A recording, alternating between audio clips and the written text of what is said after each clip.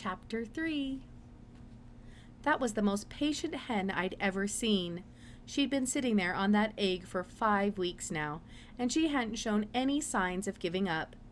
I'll have to admit that I began to slack off a bit on my end of the job, and I only turned the egg over 2 or 3 times a day now, in the morning and the evening when I went in to feed the chickens, or sometimes at lunchtime. I was beginning to lose interest in it, I guess. It had been so long. Besides, the weather was so warm that I figured it didn't have to be turned so much. Maybe the hen didn't really need to sit on it, except nights, perhaps.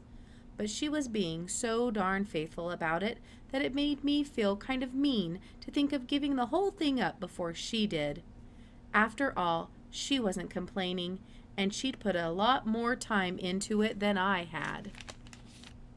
Anyway, I had more time for fishing this way, so I didn't mind so much.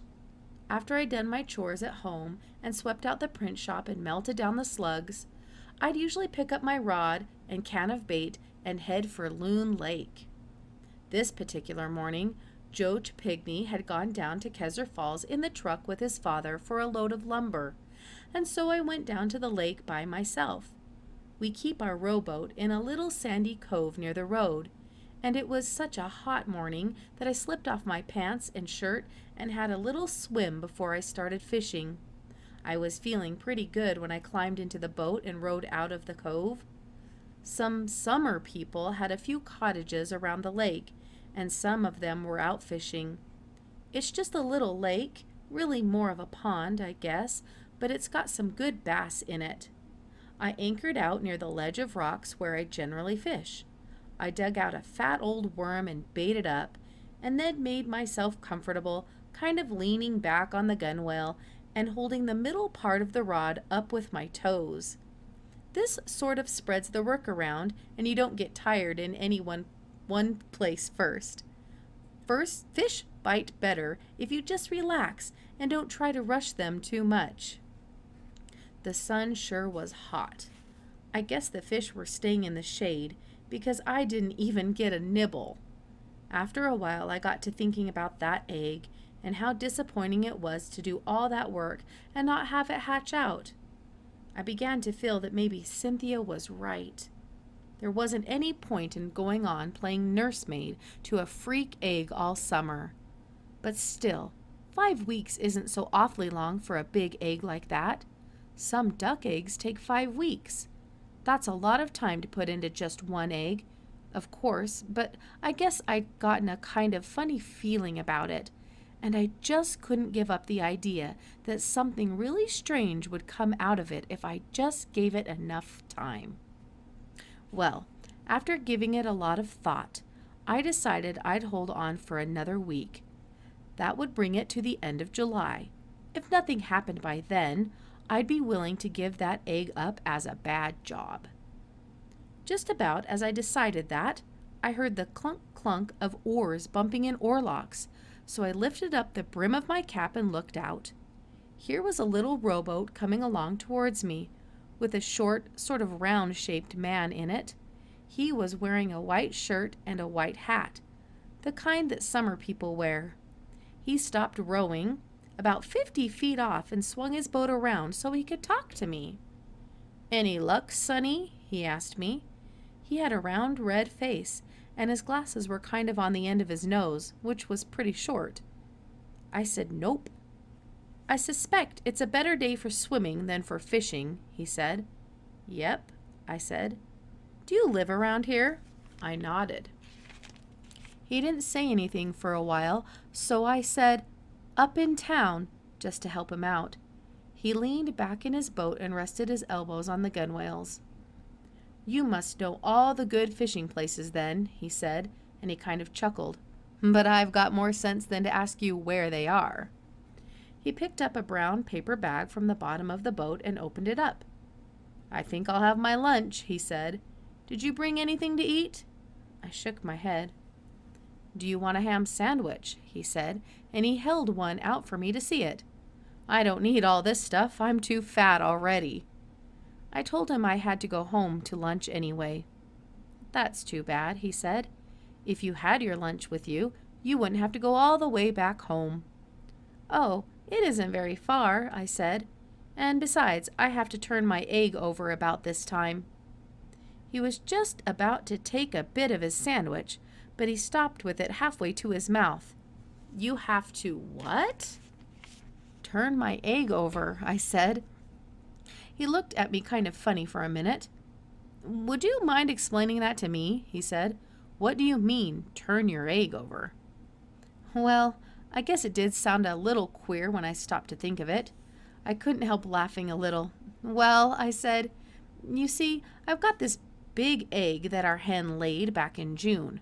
It's a real whopper, and I've been hoping that I could hatch it out. But I have to keep turning it over because it's too big for the hen to move. I used to turn it pretty often, but I've got kind of discouraged lately about it and only turn it 3 times a day." He kept on looking at me for a while longer, and then suddenly his eyebrows went up. The wrinkles on his forehead went right under his white hat. He pointed his half-eaten sandwich at me. "Say," he said, "didn't I read about that egg in the paper some time ago? It was in the Washington Post, I remember, and it caught my eye because I have a collection of rare eggs myself. Your name must be Winchell. Was that it?" "Twitchell," I said. "Oh, yes, Twitchell. That was it. It comes back to me now. An 18-inch circumference and weighed almost 4 pounds. 3 1/4, I said, and only 15 inches around. "Yes, very likely," he said, pushing his boat over to mine. "That's about the normal newspaper exaggeration. Now, let me see. What's your first name, anyway?" "Nate," I said. "Good. I'm Dr. Zymer," he said. "All right, Nate. Now, when was this egg laid? Do you remember?" "It was June 16th. I found it in the morning when I carried Ezekiel out of the cellar. We keep him down there because he's too noisy for the neighbors. He's our old rooster." "Oh," Dr. Zymer said. "I thought for a minute there that he was your grandfather. But I'm curious about this egg. What was its shape? Was it oval like an ordinary hen's egg? You know, round at one end and pointed at the other, so it won't roll out of the nest?" "Not very. It was more long and thin, kind of like a sausage, but much bigger, of course." "I see," Dr. Zymer said. He picked up a sandwich wrapped in wax paper and handed it to me. "Here, you eat this one. I can't digest my lunch properly with a hungry boy looking at me that way. Come on, take it." I didn't argue about it. I was hungry enough to eat the wax paper along with it. Dr. Zymer was chewing a mouthful of his sandwich, and it made his cheeks puff out each time he chewed. "And what about the shell, Nate? What was that like?" "Oh, it was kind of leathery. Not just soft-shelled the way a hen's egg is sometimes, but tough too. You can push it in a little with your finger." One of Dr. Zymer's eyebrows went up suddenly, but he didn't say anything. He just kept on chewing very slowly, as if he was working on a cud or something. And he kept looking out across the lake. He did this for a long time, and I thought he must have forgotten we'd been talking about it. "Leathery, you say?" I nodded. "Humph. It would be impossible. Ridiculous idea. Nonsense," he said. "Still..." Then he turned around and spoke to me. "Look here, Nate. Would you mind taking me up to look at your egg? You see, I'm a sort of collector in a way, and I'd like to look at curious specimens." "Okay," I said. We rowed over to the shore and tied up the boats.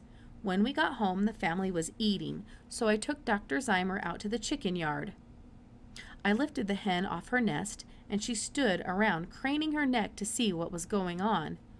Dr. Zymer bent over with his hands on his knees, looking hard at the egg. He felt it carefully with his finger and then picked it up very gently and studied it all over. He rocked it back and forth, and he even held it to his ear for a while. Finally, he put it back to the nest and pushed the straw up over it, and then he stood up. He didn't say anything at all for a while, but just stood there rubbing his chin and frowning down at the egg. "It's impossible," he said. What is? I asked him. Oh, yes. Look here, Nate. Are you sure you can take good care of this egg for a while longer? You don't think the hen is getting restless after all this time? The 16th of June it was laid, didn't you say? Now let me see. He took a little calendar out of his pocket. That makes 5 weeks, day before yesterday. 6 weeks on the 28th. Nate, may I speak to your father about this? I took him in and introduced him to the family. Dr. Zymer bowed to my mother and Cynthia and shook Pop's hand. Very pleased to meet you, Mr. Winchell, he said. Twitchell, I reminded him. Oh, yes, Twitchell, of course, I'm very sorry. Mr. Twitchell, your boy has a very remarkable egg out there, and I think there is a chance that it may hatch, possibly within a week. You do? Pop said.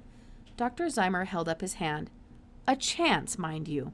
I don't want to raise your hopes unduly, but I think there is a chance. There isn't any danger it will be disturbed. No dogs or anything like that?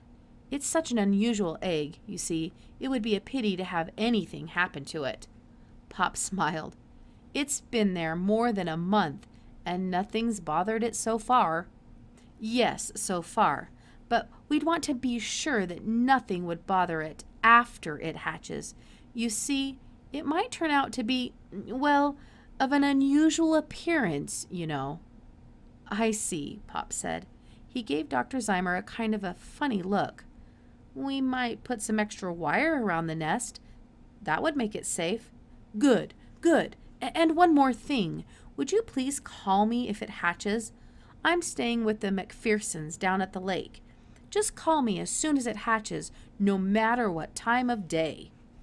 Glad to, Dr. Zymer, Pop said. But have you any idea what it may turn out to be? It might turn out to be almost anything. I'd hardly dare guess. I wouldn't want to even suggest what I think it is. You'd think I was crazy. But I must go along and let you finish your lunch. I'll be waiting to hear from you. Goodbye. We all stood at the door and watched him going down the road. When we were all sitting at the table again, Pop looked across at me and said, What do you suppose he meant by an unusual appearance? Search me, I said.